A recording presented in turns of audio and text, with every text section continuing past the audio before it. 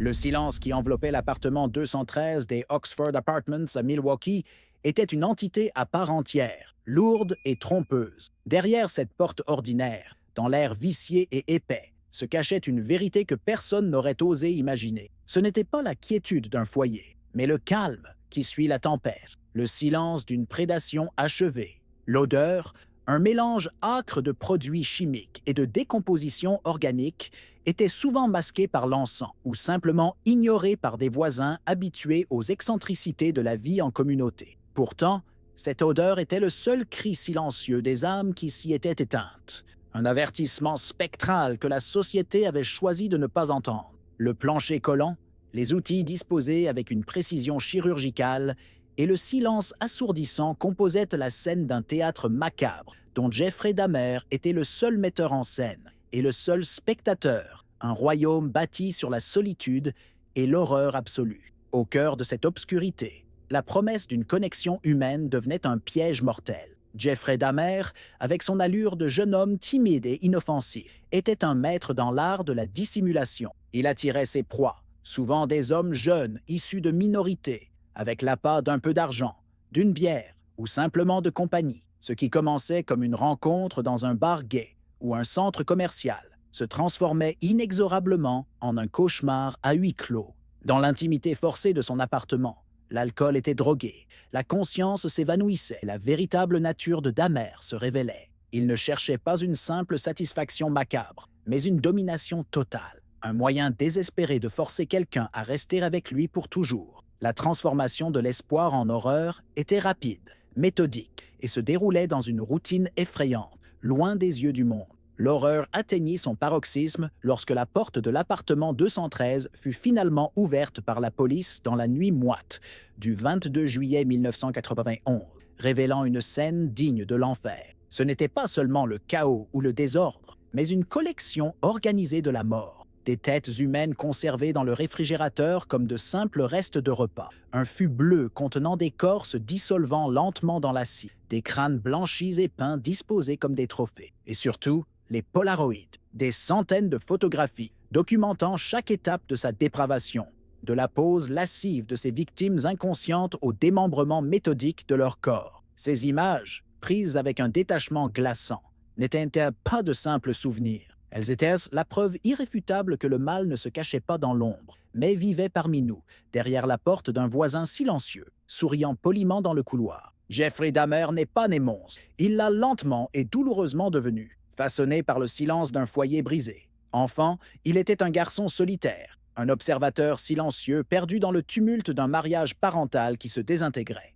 Le divorce de Lionel et Joyce fut pour lui une fracture originelle. Un abandon fondateur qui instilla en lui une peur panique de la solitude. Cette angoisse s'est muée en une curiosité morbide pour l'anatomie. Ses premières dissections d'animaux, trouvés sur le bord de la route, n'étaient pas des actes de cruauté gratuits, mais une quête désespérée et maladroite de compréhension et de contrôle. Il voulait comprendre le fonctionnement interne des êtres, savoir ce qui les animait pour peut-être un jour trouver un moyen de les empêcher de partir. C'était le début d'une logique macabre. Pour garder quelqu'un près de soi, il fallait posséder son essence même, son corps. L'adolescence fut une descente aux enfers personnels, une période où ses démons intérieurs prirent une forme plus concrète et plus menaçante. Rejeté par ses camarades, il devint le bizarre du lycée, un fantôme errant dans les couloirs, dont les étranges imitations et crises de faux épileptiques n'étaient que des tentatives pathétiques pour exister aux yeux des autres. C'est à cette époque que l'alcool devint son seul confident, un anesthésiant pour la douleur de son isolement et le tumulte de ses désirs naissants. La découverte de son homosexualité, vécue dans la honte et le secret, ajouta une couche de tourment à son existence. Il se sentait fondamentalement défectueux, indigne d'amour, et ses fantasmes de domination et de nécrophilie commencèrent à s'enraciner, offrant une échappatoire terrifiante à une réalité insupportable où il n'avait aucun contrôle. L'homme que le monde voyait était une façade soigneusement entretenue. Jeffrey Dahmer, l'employé discret de la chocolaterie Ambrosia, était décrit comme poli, timide, mais fiable. Il accomplissait ses tâches sans se plaindre. Un citoyen ordinaire se fondant dans la masse laborieuse de Milwaukee. Cette banalité était son meilleur camouflage, un masque de normalité qui dissimulait l'abîme de sa dépravation. Personne ne pouvait soupçonner que l'homme qui emballait des confiseries le jour se transformait en prédateur la nuit. Son besoin de tuer ne venait pas d'une haine viscérale, mais d'un désir pathologique et tordu de compagnie éternelle. Il ne voulait pas simplement tuer, il voulait créer des partenaires dociles, des zombies soumis qui ne pourraient que jamais le contester, le juger ou surtout l'abandonner. C'était l'ultime acte de contrôle sur sa plus grande peur. Les victimes, elles, étaient le reflet tragique des failles de la société. Elles n'étaient pas des noms anonymes sur une liste, mais des jeunes hommes pleins d'espoir et de désir, majoritairement issus de minorités ethniques, afro-américaines, hispaniques, asiatiques et souvent homosexuelles. Elles vivaient dans les marges d'un système qui les rendait invisibles. Leurs disparitions étaient trop souvent classées comme des fugues, leurs familles trop souvent ignorées par des autorités indifférentes ou pétries de préjugés. Ils cherchaient un verre, un moment de plaisir, une connexion humaine dans les bars et les rues de la ville. Leur vulnérabilité n'était pas un défaut de caractère, mais le produit d'une exclusion sociale. Dahmer n'a pas seulement exploité leur confiance, il a exploité l'indifférence d'un monde qui ne se souciait pas assez de les chercher. Conérac Sintasanfone incarne à lui seul toute la tragédie de cette affaire. À seulement 14 ans, il n'était qu'un enfant. Sa famille, immigrée du Laos, tentait de construire une nouvelle vie en Amérique, et Conérac naviguait entre deux cultures, plein de la curiosité et de l'innocence de son âge. Lorsqu'il a réussi à s'échapper de l'appartement de Dahmer, nu, drogué et saignant, c'était un miracle, une chance de survie inespérée. Mais la police, appelée sur les lieux, a choisi de croire la version de l'adulte blanc et calme plutôt que celle de l'adolescent asiatique, confus et terrifié. Ils l'ont raccompagné à son bourreau, le livrant à une mort certaine. Le retour de Conérac dans l'appartement 213 n'est pas seulement un échec policier, c'est le symbole déchirant d'un système qui a failli à protéger les plus vulnérables, un acte de négligence qui a permis à l'horreur de continuer. Le premier meurtre, celui de Stephen Hicks en 1978, fut une détonation sourde dans la vie de Jeffrey Dahmer, un point de non-retour franchi à peine 3 semaines après son diplôme de fin d'études secondaires. Hicks était un autostoppeur, un visage anonyme que Dahmer invita chez lui pour boire quelques bières. La soirée bascula lorsque Hicks voulut partir. C'est là que l'angoisse de l'abandon, si profondément ancrée en Dahmer, explosa en une violence brute et non préméditée. Il le frappa avec un haltère, l'étrangla et accomplit ensuite le premier des rituels macabres qui allaient nous définir son existence. Le démembrement dans la maison familiale, méticuleux et quasi scientifique, et la dispersion des restes dans le jardin signaient la naissance d'un monstre. Cet acte originel, mélange d'impulsions sexuelles confuses et de rage contenue, ouvrit une porte dans son esprit qui ne se refermerait jamais complètement. S'ensuivit une période de 9 ans de silence apparent, un long interlude entre le premier acte et le déchaînement final. De 1978 à 1987, Dahmer semblait lutter contre la bête en lui. Son passage dans l'armée fut un échec, son alcoolisme s'aggravant jusqu'à le rendre inapte au service. Renvoyé, il dériva sans but avant d'atterrir chez sa grand-mère à West Allis. Cette période n'était pas une rémission, mais une latence. Les fantasmes grandissaient en secret, nourris par la solitude et l'alcool. Il visitait des saunas et des bars gays, non pour chercher des partenaires, mais pour observer, pour alimenter son imagination tordue. La tension était palpable. Il était une bombe à retardement, et le calme de la maison de sa grand-mère n'était que le silence précaire avant une explosion de violence inévitable. La tranquillité du foyer de sa grand-mère fut brisée en 1987. Le meurtre de Stephen Tuomi dans une chambre d'hôtel marqua une escalade terrifiante. Dahmer, dans un blackout alcoolique, se réveilla le lendemain matin à côté du cadavre de l'homme, sans aucun souvenir clair de l'avoir tué. Cette perte de contrôle, loin de le terrifier, sembla le libérer. Il transporta le corps dans une valise jusqu'à la maison de sa grand-mère, où le sous-sol devint son nouveau laboratoire. C'est là qu'il commença à perfectionner ses méthodes de démembrement, à l'abri des regards, sous le même toit que la femme âgée qu'il avait recueillie. L'odeur chimique et les bruits étranges furent mis sur le compte de ses hobbies de taxidermie.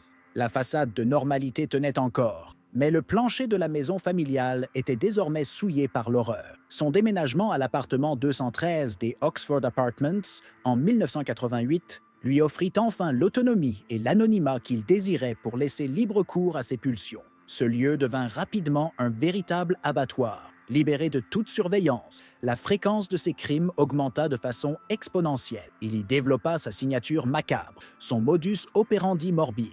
Attirer de jeunes hommes, leur offrir des boissons droguées aux sédatifs, puis profiter de leur inconscience pour les assassiner. C'est dans cet appartement qu'il se mit à expérimenter avec une perceuse, tentant de créer son zombie docile en injectant de l'acide chlorhydrique dans le cerveau de ses victimes encore vivantes. Chaque échec se soldait par un meurtre, et chaque meurtre alimentait sa collection grandissante de restes humains, transformant son petit appartement en un mausolée personnel. Le point de bascule, l'instant où l'histoire aurait dû s'arrêter, eut lieu en mai 1991. Lorsque la police découvrit Konerak Singtasomphone, âgé de 14 ans, errant nu et désorienté dans la rue, ils furent confrontés à un choix. D'un côté, un adolescent asiatique incohérent.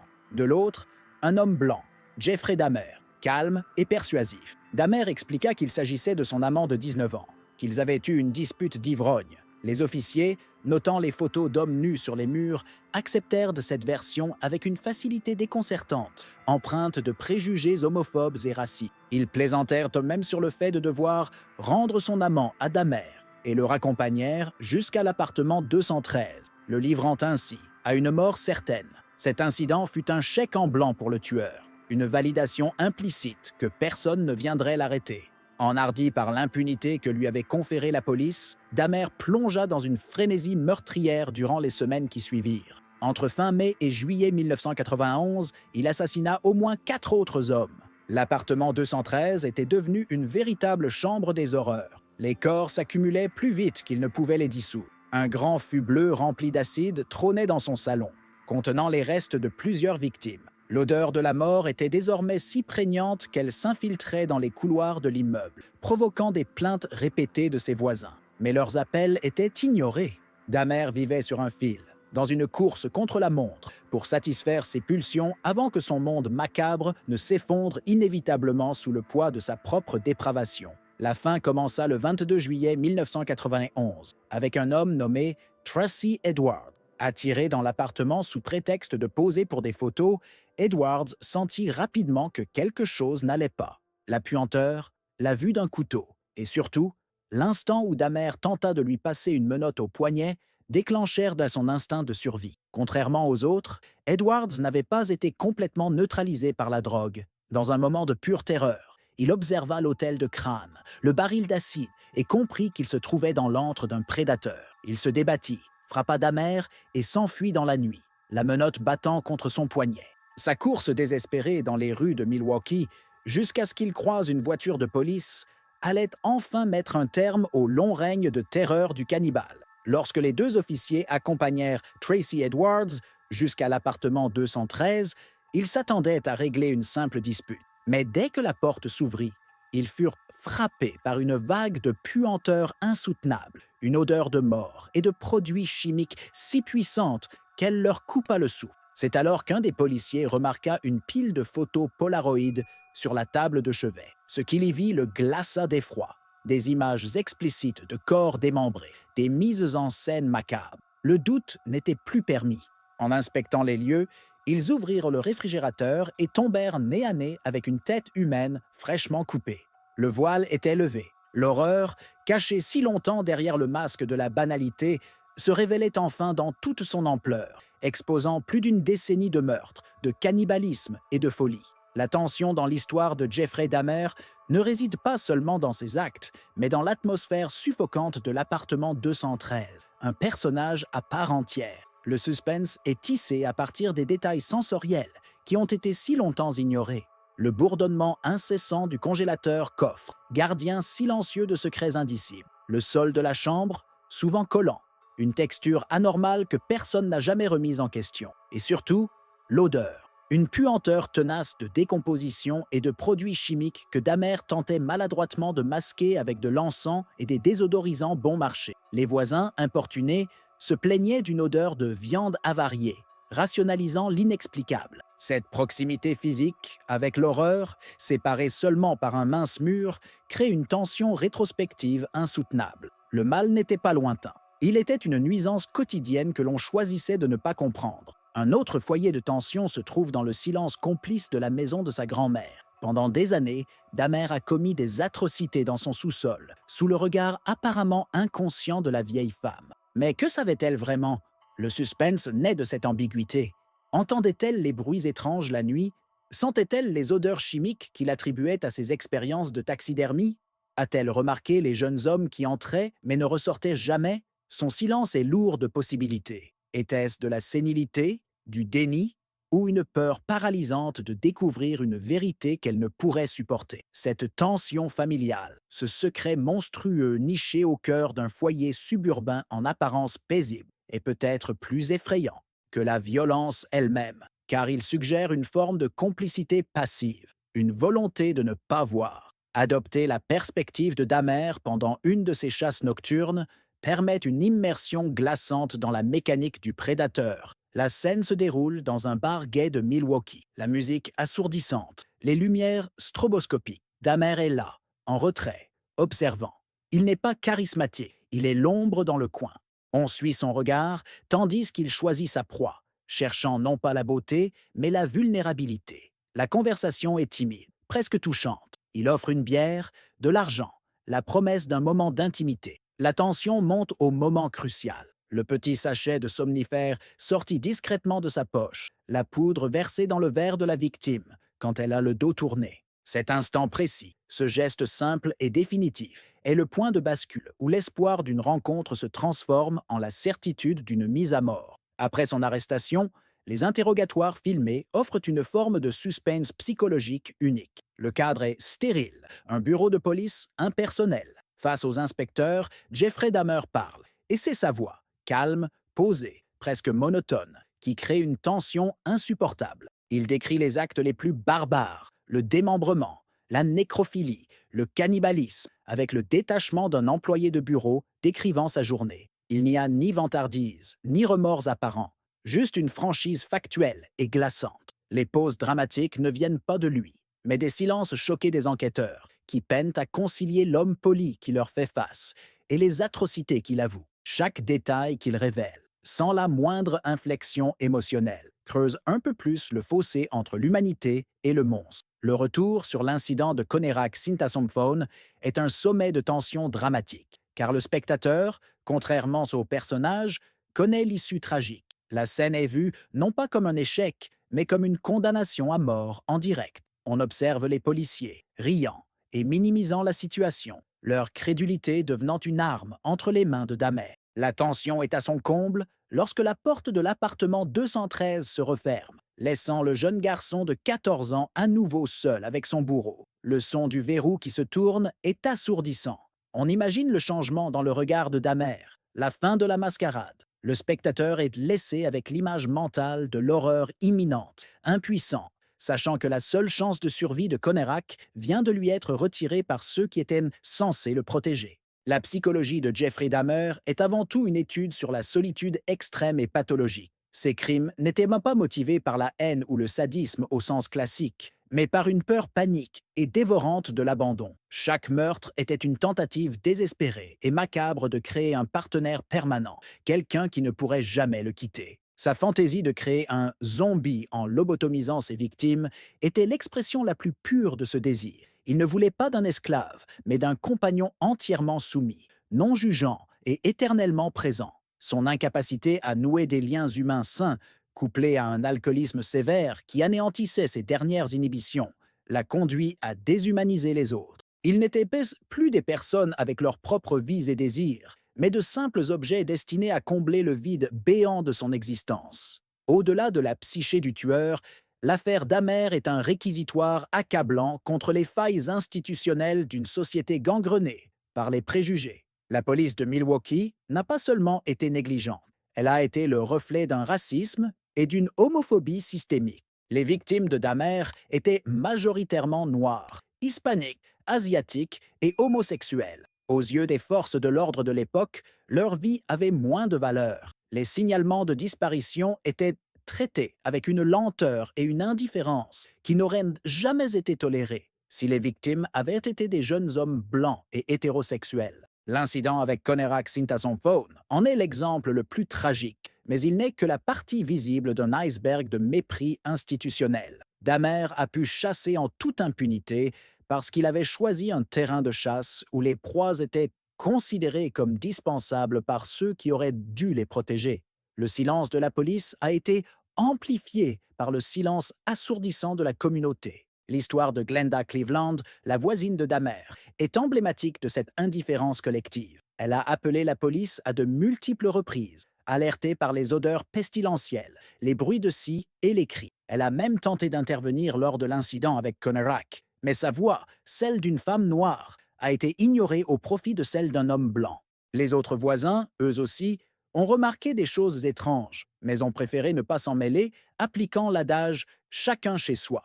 Cette passivité collective, cet effet du témoin, soulève une question dérangeante. La peur du conflit et le désir de maintenir une paix de voisinage superficielle ont-ils permis à l'horreur de prospérer? La société a préféré se boucher le nez plutôt que d'ouvrir les yeux sur la monstruosité qui grandissait en son sein. Le cas d'Amer nous force à confronter la nature insidieuse du mal, qui se cache souvent derrière le masque le plus banal. L'homme capable des pires atrocités était aussi le collègue poli de la chocolaterie, le voisin timide qui tenait la porte. Cette dualité est terrifiante car elle brise nos stéréotypes sur l'apparence des monstres. Dahmer n'avait rien d'un démon à l'allure grotesque. Il était effroyablement ordinaire. Cette normalité de façade était sa plus grande arme, lui permettant de se mouvoir sans éveiller les soupçons. Psychologiquement, cela relève d'une compartimentation extrême, la capacité de scinder sa vie en deux réalités hermétiques. C'est une leçon glaçante sur le fait que la monstruosité n'est pas toujours visible, qu'elle peut germer dans l'esprit d'une personne en apparence commune, rendant la détection et la prévention d'autant plus complexes. Enfin, l'exploration des dynamiques familiales offre un éclairage crucial, non pour excuser, mais pour comprendre les racines du mal. L'environnement dans lequel Jeffrey a grandi était un terreau fertile pour ses troubles. Le foyer était marqué par les conflits incessants entre ses parents, la dépression et l'instabilité émotionnelle de sa mère, Joyce, et la distance affective de son père, Lionel. Ce dernier, après la découverte des crimes, sera hanté par la culpabilité, se demandant s'il aurait pu voir les signes, s'il portait une part de responsabilité. L'enfance de Dahmer fut un mélange toxique de négligence émotionnelle et de potentielle prédisposition génétique à la maladie mentale. Sans amour stable, ni cadre sécurisant, sa personnalité s'est construite sur des fondations fragiles, le laissant incapable de gérer ses pulsions sombres et son immense besoin d'affection, qu'il a tenté de combler par les moyens les plus tordus qui soient. Le point culminant de cette descente aux enfers se joue dans la puanteur de l'appartement 213, lorsque les officiers de police, guidés par un Tracy Edwards terrifié, franchissent le seuil. La réalité se déforme. Le climax n'est pas une confrontation violente, mais une succession de découvertes macabres qui s'enfoncent comme des poignards dans la conscience. Le faisceau d'une lampe torche balaie la pièce, révélant d'abord les polaroïdes, puis un crâne humain posé sur un bureau, puis un autre. La tension atteint son paroxysme à l'ouverture du réfrigérateur, où une tête fraîchement sectionnée les fixe d'un regard vide. Chaque tiroir ouvert, chaque placard inspecté révèle une nouvelle horreur. Pendant ce temps, Jeffrey Dahmer reste étrangement passif, comme soulagé que le jeu soit terminé. Il ne résiste pas, il ne nie pas, il se contente de dire « Pour ce que j'ai fait, je devrais être mort ». Une confession simple et glaçante, qui scelle son destin au milieu de son musée personnel de la mort. La nouvelle de l'arrestation éclate comme une bombe sur Milwaukee et le reste du monde. Du jour au lendemain, les Oxford Apartments se transforment en une attraction morbide, assiégée par une armée de journalistes, de camions de télévision et de curieux. Le nom de Jeffrey Dahmer devient synonyme de cannibalisme et de dépravation, son visage aux lunettes d'aviateur s'affichant sur tous les écrans. La réaction du public est un mélange de révulsion, de peur et d'une fascination malsaine. Les voisins, autrefois silencieux, sont maintenant au centre de l'attention, racontant avec un mélange de culpabilité et d'incrédulité comment ils ont vécu pendant des années à côté d'un monstre sans rien soupçonner. L'horreur, jusqu'alors confinée à l'appartement 213, se déverse dans la conscience collective, souillant à jamais la réputation de la ville et forçant la société à regarder en face une vérité qu'elle avait préféré ignorer. Le procès de Jeffrey Dahmer en 1992 fut un spectacle judiciaire qui captiva la nation. La question centrale n'était pas sa culpabilité, qu'il avait admise, mais sa santé mentale. Était-il un fou irresponsable de ses actes ou un prédateur lucide et méthodique? La salle d'audience était un creuset d'émotions brutes, où les familles des victimes confrontaient enfin le visage impassible de l'assassin. Les témoignages furent déchirants, des parents décrivant la douleur de la perte, leur chagrin amplifié par les détails sordides des crimes. La défense a plaidé la folie, mais la description calme et détaillée que Dahmer a faite de ses propres meurtres a convaincu le jury de sa pleine conscience. Déclaré saint d'esprit, il fut condamné à 15 peines de prison à perpétuité, une sentence qui apportait une résolution légale, mais ne pouvait en rien apaiser la souffrance des familles. Pour les survivants, la fin du procès n'était que le début d'une vie de deuil. Les familles des victimes, déjà brisées par la perte, durent supporter le fardeau de savoir que la mort de leurs fils, frères et pères aurait pu être évitée. Leur douleur fut exacerbée par le sentiment d'avoir été trahis par un système judiciaire et policier qui n'avait pas pris leurs disparitions au sérieux. De leur côté, les deux policiers qui avaient ramené le jeune Conérac Sintasomphone à Dahmer furent licenciés et devinrent des parias, symbole de l'échec institutionnel. Bien qu'ils aient finalement été réintégrés après un appel, leur carrière et leur réputation étaient ruinées à jamais, les laissant porter le poids moral de leurs décisions pour le reste de leur vie. Les conséquences du mal s'étendaient bien au-delà du tueur, laissant des cicatrices indélébiles sur toute une communauté. Le dernier acte de la vie de Jeffrey Dahmer s'est joué derrière les barreaux de la Columbia Correctional Institution. Son existence en prison fut brève et violente. Le 28 novembre 1994, moins de 3 ans après sa condamnation, il fut attaqué et battu à mort par Christopher Scarver, un autre détenu, alors qu'il nettoyait les toilettes du gymnase. Sa mort fut aussi brutale que celle qu'il avait infligée à tant d'autres. Pour beaucoup, ce fut un acte de justice karmique, la fin violente et méritée d'un monstre. Pour d'autres, ce ne fut qu'un meurtre de plus, une dernière vague de violence dans une histoire qui n'en avait que trop connue. La mort de Dahmer a mis un point final à sa biographie, mais elle n'a pas effacé les questions dérangeantes qu'il laissait derrière lui, ni le souvenir des vies qu'il avait si cruellement anéanties. Au-delà de l'horreur viscérale de ces crimes, l'affaire Jeffrey Dahmer nous confronte à une vérité bien plus dérangeante. La monstruosité peut germer dans le terreau de la plus effroyable banalité. Son histoire n'est pas simplement celle d'un prédateur isolé,